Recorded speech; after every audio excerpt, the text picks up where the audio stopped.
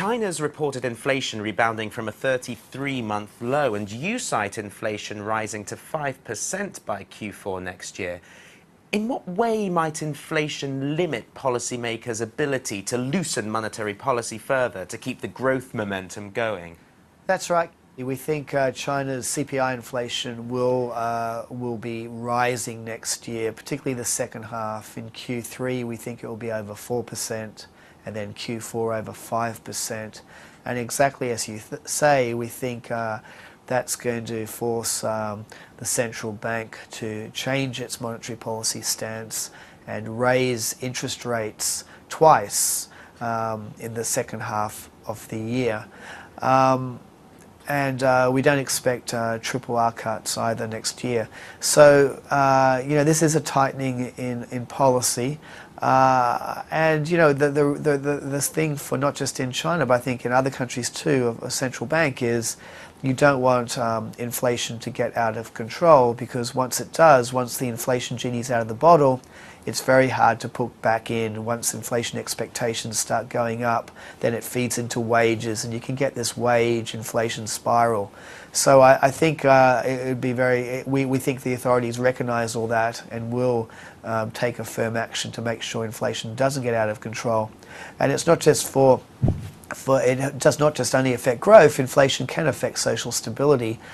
Indeed, if you go back to Tiananmen Square, part of the reason for all that instability was very high inflation. As the annual Economic Work Conference gets going in Beijing in the next week or two, what sort of economic targets are we likely to see, and what will be indicative of the reform process under the new leadership?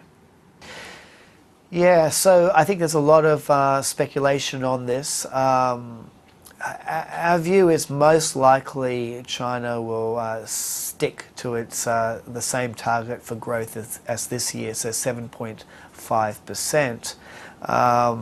There is a risk that they could lower it to 7%. The 5-year plan has an average of 7%, but we think more likely it will be stuck at 7.5.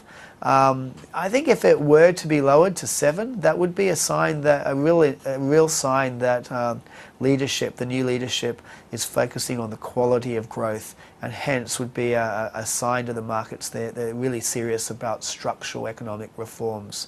But more likely, our view is they will stick to 7.5.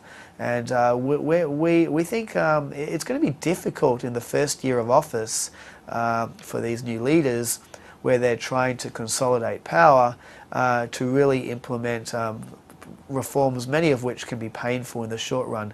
And there's a lot of vested interests, whether it's local government officials, SOEs, banks, that oppose these reforms. So I think it's going to be difficult to push through reforms in the first year.